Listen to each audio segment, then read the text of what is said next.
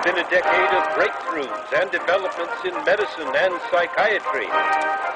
Scientists have developed a new technology to cure mentally ill adults. With the use of electroshocks, the minds of sick patients are being wiped clean, giving them a fresh start. On this blank slate, physicians then imprint a new, healthy personality. Remaking people, shocking them into obedience. This is a story about that powerful idea. In the 1950s, it caught the attention of the CIA. The agency funded a series of experiments. Out of them was produced a secret handbook on how to break down prisoners. The key was using shock to reduce adults to a childlike state.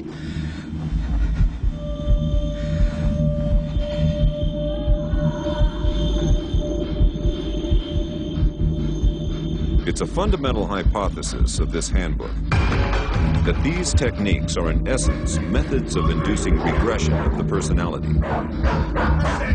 There is an interval, which may be extremely brief, of suspended animation, a kind of psychological shock or paralysis. Experienced interrogators recognize this effect when it appears and know that at this moment the source is far more open to suggestion, far likelier to comply than he was just before he experienced the shock.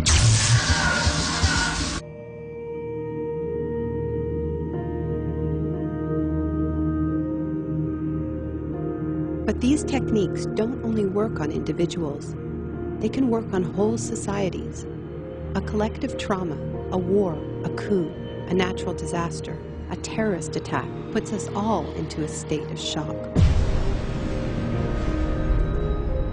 And in the aftermath, like the prisoner in the interrogation chamber, we too become childlike, more inclined to follow leaders who claim to protect us. One person who understood this phenomenon early on was the most famous economist of our era, Milton Friedman. Friedman believed in a radical vision of society in which profit and the market drive every aspect of life, from schools to healthcare, even the army. He called for abolishing all trade protections, deregulating all prices, and eviscerating government services. These ideas have always been tremendously unpopular, and understandably so.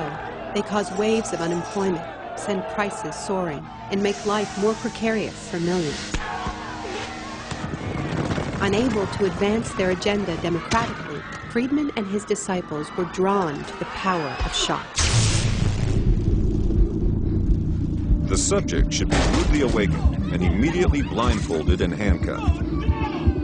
When arrested at this time, most subjects experience intense feelings of shock, insecurity, and psychological stress.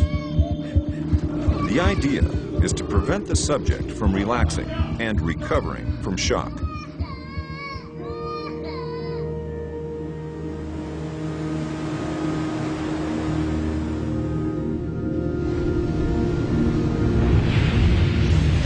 Friedman understood that just as prisoners are softened up for interrogation by the shock of their capture, massive disasters could serve to soften us up for his radical free market crusade. He advised politicians that immediately after a crisis, they should push through all the painful policies at once before people could regain their footing. He called this method economic shock treatment. I call it the shock doctrine. Take a second look at the iconic events of our era, and behind many, you will find its logic at work. This is the secret history of the free market. It wasn't born in freedom and democracy.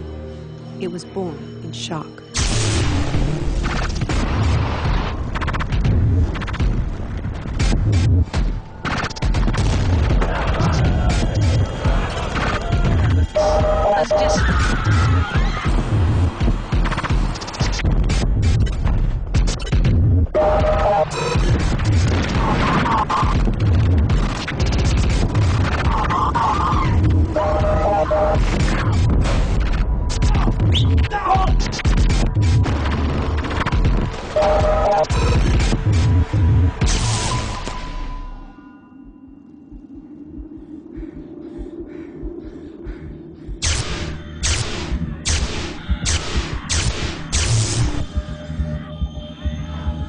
Isolation, both physical and psychological, must be maintained from the moment of apprehension.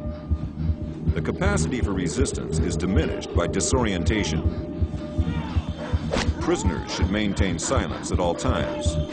They should never be allowed to speak to each other. There's one other thing I've learned from my study of states of shock. Shock wears off. It is by definition a temporary state.